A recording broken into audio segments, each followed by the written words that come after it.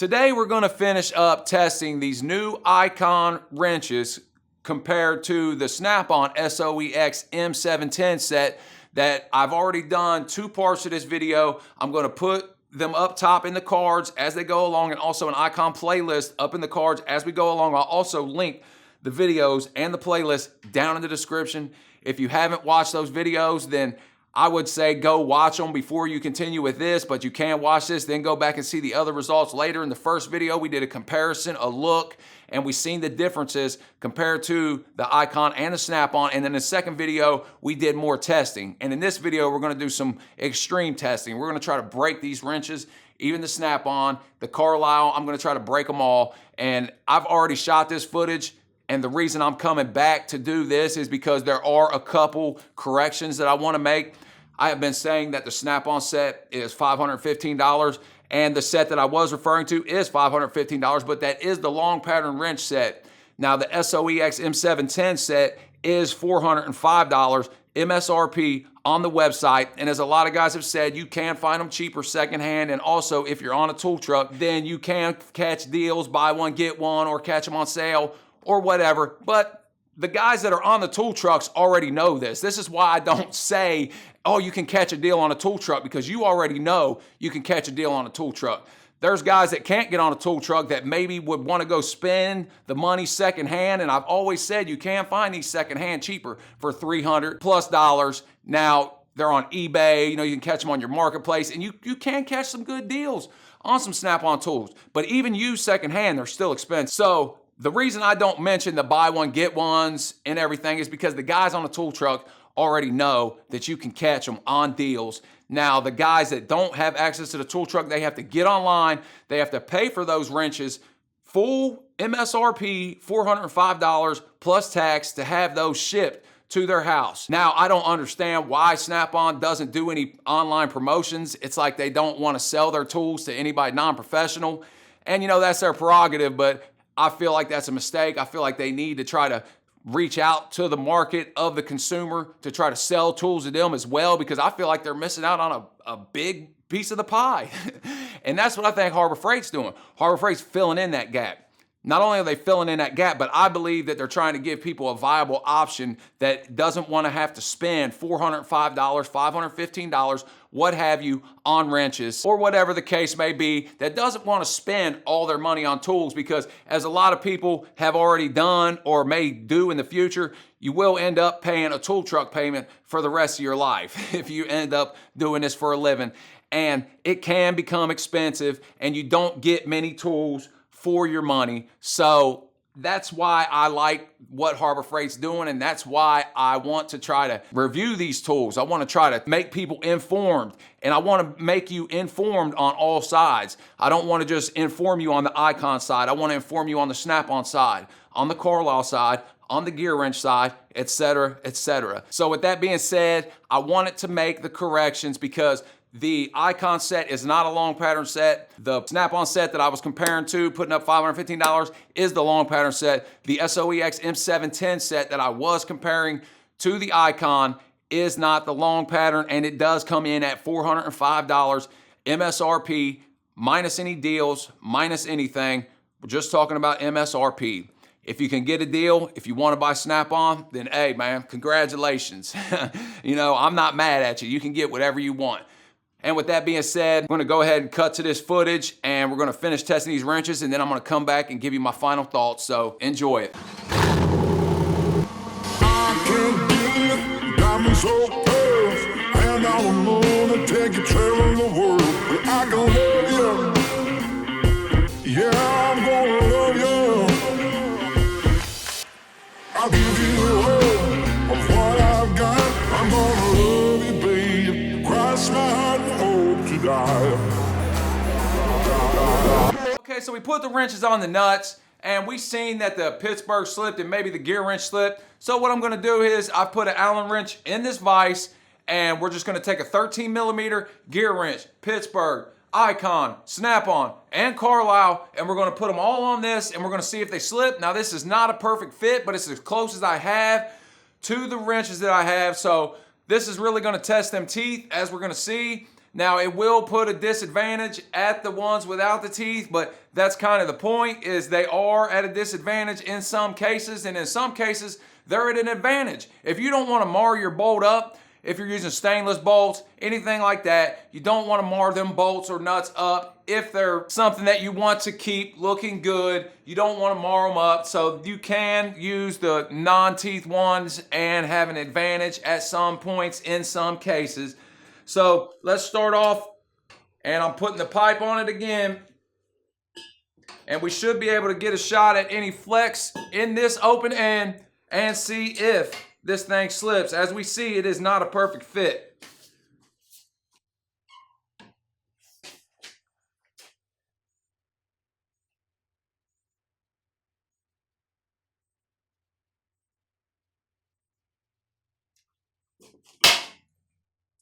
That gear wrench held it pretty good. Let me tighten this down a little more.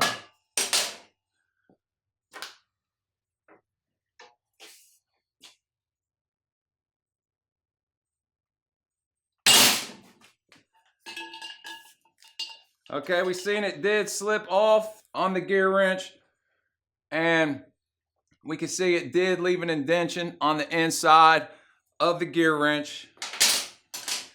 So let's try the Pittsburgh.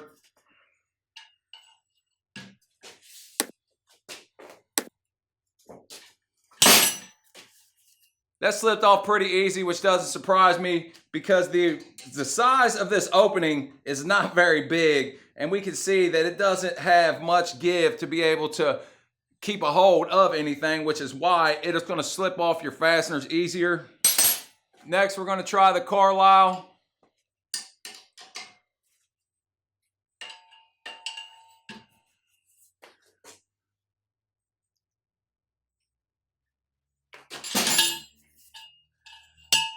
It did slip off, and if we look here, it's actually destroyed those teeth on the Carlyle.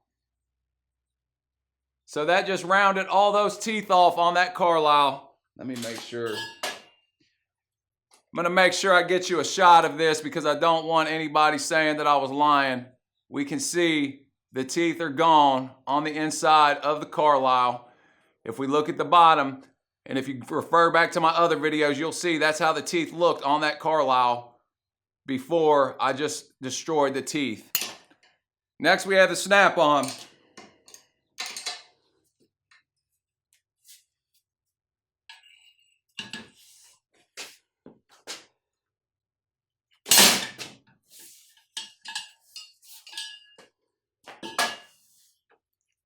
And we can see the teeth are still intact on the snap-on.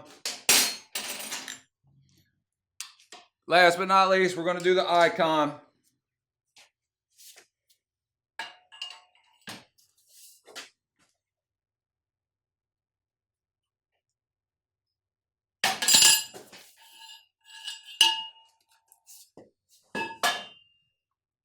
Show you it's the same wrench. We can see the teeth on the icon have been damaged as well. So, as I said, I don't have anything to fit this better in the snap-on, but I do have something to fit it better in the icon, so why don't we do that? We can see this is the 1/2-inch icon. And let's see if we can destroy this or if it's gonna hold.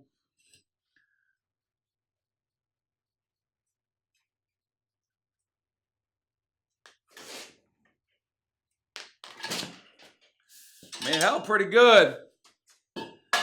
We're obviously running this up against some hardened steel, which is good, a lot harder than this material. But let's look at the teeth, and we can see the teeth on the icon have been destroyed on the top, and we can see the difference on the bottom. They've also been marred as well. There still are a few teeth on the bottom on the icon, but for the most part, the teeth have been destroyed on the icon, Carlyle, and yet the snap-on teeth still are in pretty good shape. You can see some evidence of the teeth rounding down, but it is still intact, better than the Carlyle and better than the icon. just for fun because I want to try to break something. Let's try this 1/2-inch regular Pittsburgh wrench and let's see if we can break this.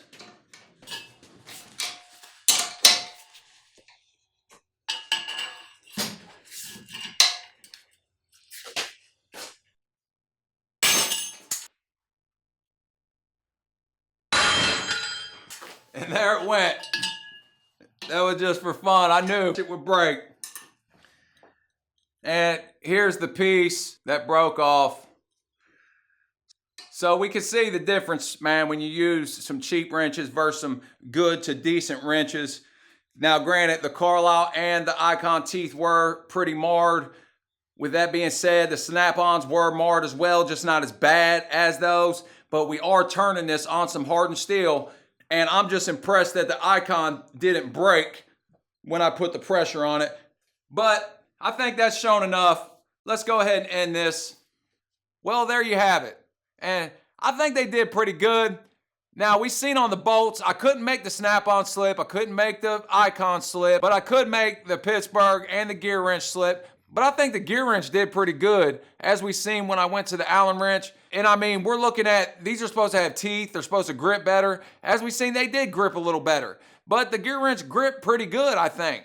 I like the Gearwrench wrenches. I've been using the Gearwrench wrenches for a while, and I think they are pretty high quality wrenches, and they are at a great price. So they are a great option for a lot of people.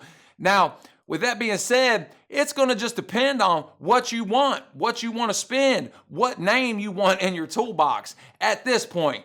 Now, when we start looking at price, we've seen the Snap-on set, $515. Man, that's pretty expensive, man. I mean, $515, that's a week's pay for some people. So to spend a whole week of your life working for somebody else just to buy a set of wrenches, it's pretty expensive. Now, granted, you are going to make your money back with them wrenches, so it is an investment. That's how I look at tools. They're an investment in me doing a job to make money, so you're investing in yourself. Now, I don't even worry about resale value. There's a lot of people that talk about resale value, and you know, I talk about resale value sometimes just because those people talk about resale value.